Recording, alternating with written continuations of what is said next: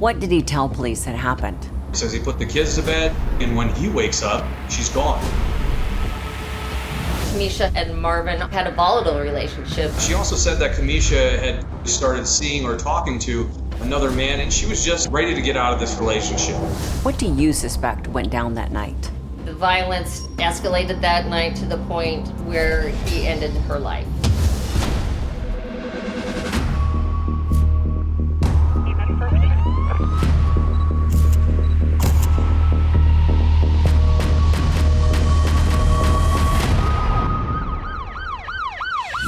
Hi, I'm Nancy O'Dell.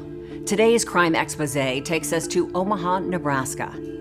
One morning, 3 young children woke up to find their mother gone. She was never seen or heard from again. Her boyfriend searched for her, but she had vanished. And then it was discovered that the missing woman had a secret life. Police fought to find the truth hidden in the lies and bring justice to a young family.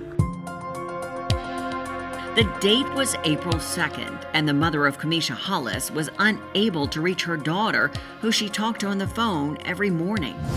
Kamisha had a morning routine where she would get up for work every day and call her mom. And her mom, Martha, became concerned when she didn't receive the call from Kamisha that morning. And it just was unusual for her because she's such a dedicated family person, and that was their morning routine. When Kamisha's employer told Martha that her daughter hadn't shown up for work, she called the children's school to speak with her grandchildren. She attempted to call Kamisha several times for about an hour, and then she reached out to Kamisha's longtime partner and father of her 3 children, Marvin Young, and she didn't receive any response from Marvin either.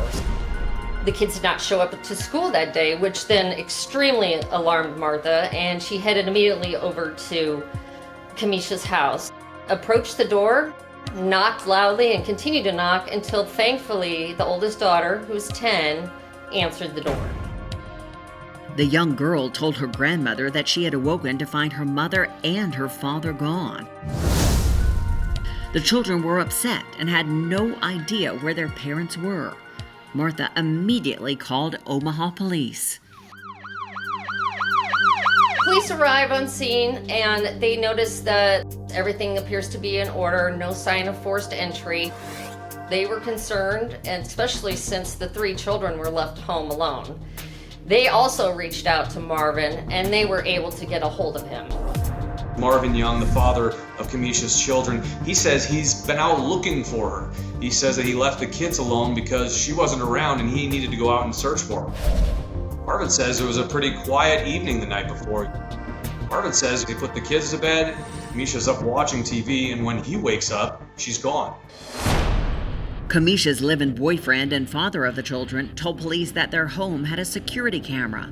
He offered to show them the video. Marvin said he could verify his story because the surveillance cameras inside the home did show some of what actually happened there. About 2 a.m., the surveillance cameras show Kamisha sitting on the couch, watching TV, looking like she's texting someone. And what happened next in the video? A little bit later than that, a shadow comes into view, and you can see that the security camera is tilted down, and then you lose all video of that area. So at some point between her watching TV and texting on the couch, she wasn't home in the morning. There was no real signs of forced entry. The kids were crying. Her mother was frantic, but at this point, all they had to go on was that it was a missing person situation.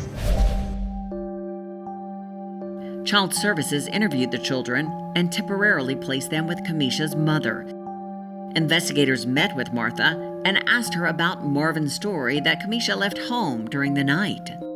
Martha stated that it probably wasn't highly unusual for Kamisha to do that because her and Marvin often got into some arguments, and she could see that Kamisha would maybe leave the house for a minute to cool down. But Martha also admitted that they had a volatile relationship. Kamisha's mother said this relationship between her and Marvin had been tumultuous at best.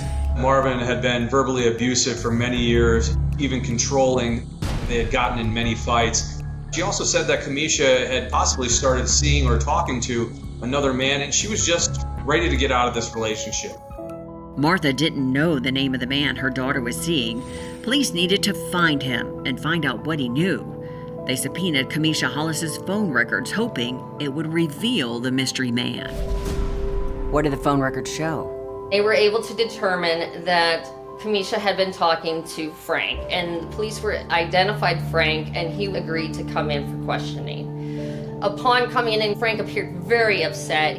He was concerned about Kamisha, where she was, and not being able to get a hold of herself. He says that she was going to leave Marvin to start a relationship with him. Investigators were concerned that something had happened to Kamisha, but there was no evidence of a crime or that she was being held against her will. While police went through Kamisha's phone records, they also searched for the cell phone itself. With luck, it would lead them to the missing woman, and then they got a hit. Were they able to locate her phone? They were able to determine that her phone was actually located about 30 minutes outside of Omaha in a national wildlife preserve along the Missouri River. Omaha police were able to go to that scene and were able to locate her phone. And it appeared that the car had driven up to the riverbank. Police found video evidence of Kamisha's car being driven into the preserve and then leaving a half hour later. Whoever was behind the wheel, detectives were unable to identify them. They brought in a canine team and divers to search for Kamisha. Dog teams were called in. They were able to identify Kamisha's scent, which led to the riverbank. Did the police look for her in the river? In the Missouri River, it's very difficult to see anything, not only because of the current that's going downstream, but also because it's very muddy. And so it's very difficult for divers or investigators to find any evidence or a body in the Missouri River. Police were at an impasse to locate Camisha Hollis. Her mother and children said that she would never leave the family without telling them where she was going. What began as a missing persons report had turned into a disturbing mystery. The thought is that there is some foul play.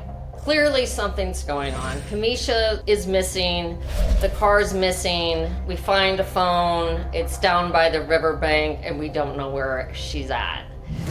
Police sent out an all-points bulletin for Kamisha's car. If they could locate the vehicle, it might lead them to her, even if it didn't turn out to be the outcome they were all praying for.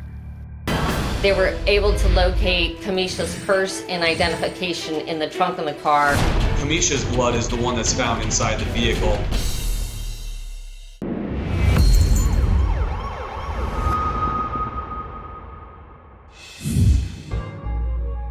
Omaha police investigating the disappearance of Camisha Hollis were frustrated in their search for the missing woman. According to her boyfriend Marvin, she left during the night without an explanation. While police hunted for her car, detectives examined the long relationship between Kamisha and Marvin Young. Kamisha was a very dedicated family person, and she was a dedicated employee, held down 2 jobs to support her family, so it was very uncharacteristic of Kamisha and her behavior. Did her mother suspect this wasn't just a missing person anymore, but something more? Kamisha's mother knew right away something was wrong, not only because she hadn't shown up to work, but because she loved her daughter so much. She worked 2 jobs to make sure that they would have a great life, and she knew that she wouldn't leave them home alone by themselves for hours, if not days. Kamisha and Marvin had been together for over a decade. Their union began as a high school romance and quickly turned serious. They were 17. Kamisha instantly fell for Marvin, took him in. He had come from a broken home, and she felt like it was her job to help care for Marvin. And after high school, they end up moving in together, and Kamisha gets pregnant, and they end up having 2 lovely daughters and had what appeared to be a great family. While police doubted parts of Marvin's story, there was no proof that he had harmed his girlfriend. Nevertheless, they had few leads to consider, and just when the investigation appeared to be on life support, they got a break. Kamisha's car was found in downtown Omaha. Video evidence from the hotel showed that the car was dumped and the man walked away from the car, leaving it in the parking lot. Police think that Somebody must have washed the car out trying to get rid of the blood or DNA evidence that may have been inside. When they actually do search the vehicle and process it, they do find Kamisha's blood is the one that's found inside the vehicle.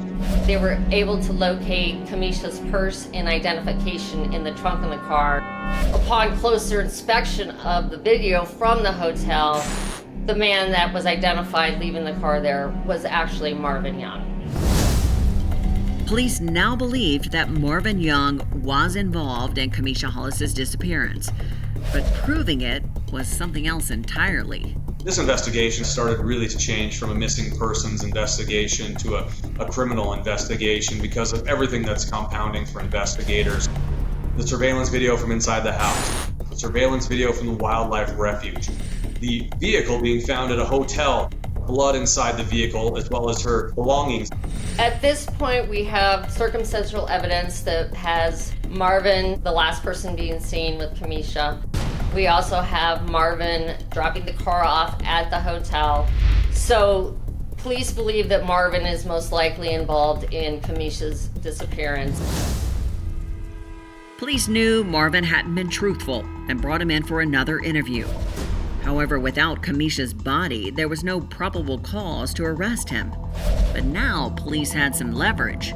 So how did police plan on getting Marvin to tell them what he knew? Investigators wanted to get Marvin into custody so they could continue to build their case against him for what happened to Kamisha. They do that by pulling him in and charging him with neglect for leaving his children alone by themselves at their home. Once Marvin was under arrest, police challenged his story that Kamisha had left during the middle of the night. They showed Marvin the video of him dumping her car in the hotel lot. And for Marvin, it was fight or flight.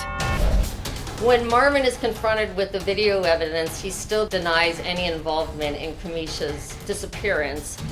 He becomes angry and destroys the interrogation room at the Omaha Police Department. They placed Marvin in custody and charged him with 3 counts of child neglect and then the destruction of property of the room. With Marvin now in jail, police re-examined the timeline of the night Kamisha went missing. They pressed him to tell what occurred after the security video shut off, and Marvin wasn't talking. But Kamisha's daughter had plenty to say. So now that Marvin's in custody, the children are brought in to be interviewed to see if they know anything else about the night of Kamisha's disappearance. The 10-year-old daughter was really a big key to trying to piece together for investigators what actually happened that night. She remembers it being a scary evening. Her father was angry, being physically abusive towards them and their mother. On the night of Kamisha's disappearance, Marvin had put them to bed and had given them each cough syrup even though they weren't ill. And she felt that this was an attempt for them to go to sleep. So she spit out part of the cough syrup unbeknownst to her father. Marvin took the eldest daughter's cell phone away. After Marvin left the girl's bedroom, she lay in bed, just listening. Her 2 siblings fell asleep. She was able to stay awake a while longer. She could hear her father beating her mother and her mother calling out, asking him to stop and yelling, "Ouch." The next morning, the daughter awoke from the nightmare, but it wasn't a dream. When she woke up, she was confused because Mom and Dad and the car were all gone and did not know where or what happened until Grandma showed up. The daughter's testimony was powerful evidence of her father's violence against her mother. But police knew a circumstantial case without a body would be tough to prove. They hoped that Kamisha's phone could provide the proof they needed. He was with her, and violence escalated that night to the point where he ended her life.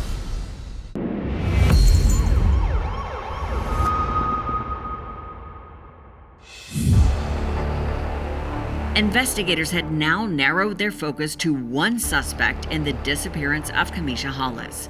They believed that her longtime boyfriend, Marvin Young, had a violent confrontation with her the night she disappeared. Police examined her cell phone, hoping it might hold evidence of domestic abuse.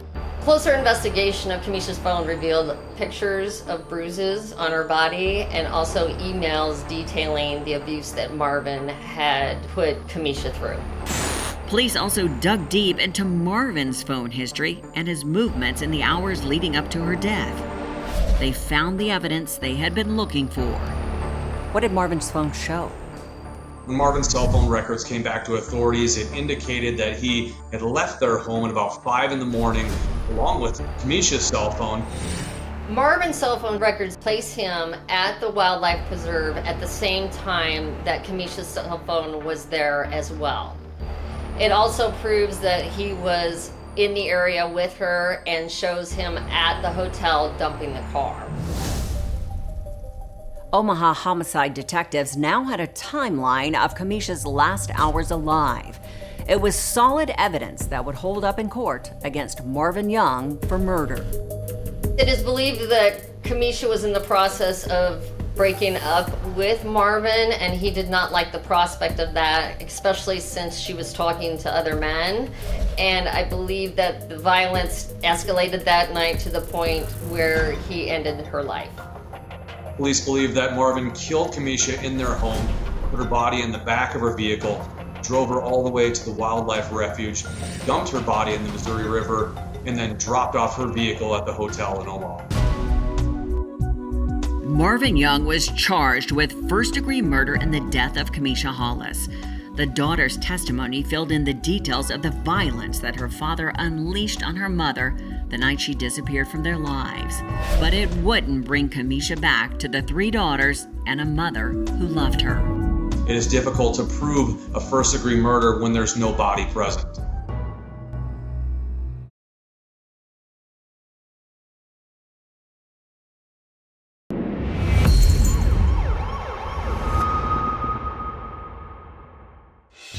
As Marvin Young's murder trial approached, prosecutors offered him a plea deal. Without Camisha Hollis's body, getting a conviction was risky, and putting the eldest daughter through more trauma wasn't an option. Marvin Young took the deal and pled no contest to manslaughter, child abuse, and evidence tampering. He was sentenced to 23 years in prison. What makes this case especially heartbreaking for the family is that the killer has never revealed where Kamisha's body is. They are left to grieve her loss without a final resting place. And 3 daughters have lost a mother and a father.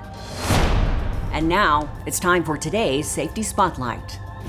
Camisha Hollis was a loving mother and daughter who was stolen from her family way too soon when her abusive boyfriend murdered her. In cases of domestic violence or abuse, it is important to recognize that leaving an abusive relationship is not straightforward. The longer a person remains in a volatile relationship, the more challenging it becomes to leave. Abusers aim to strip their victims of their self-worth and independence, creating a controlled and broken version of the victim. Abusive tactics include eroding self-esteem and self-worth, cutting off support from friends and family, limiting independence and the ability to escape. The cycle of abuse is often reinforced by periods of remorse, where the abuser temporarily reverts back to the person the victim fell in love with, only to resume abusive behaviors later. If you are the victim of domestic violence, you're not alone. There is help. Call the National Domestic Violence Hotline at 1-800-799-SAFE for guidance. I'm Nancy O'Dell. For all of us here at Crime Exposé, please join us next time and stay safe.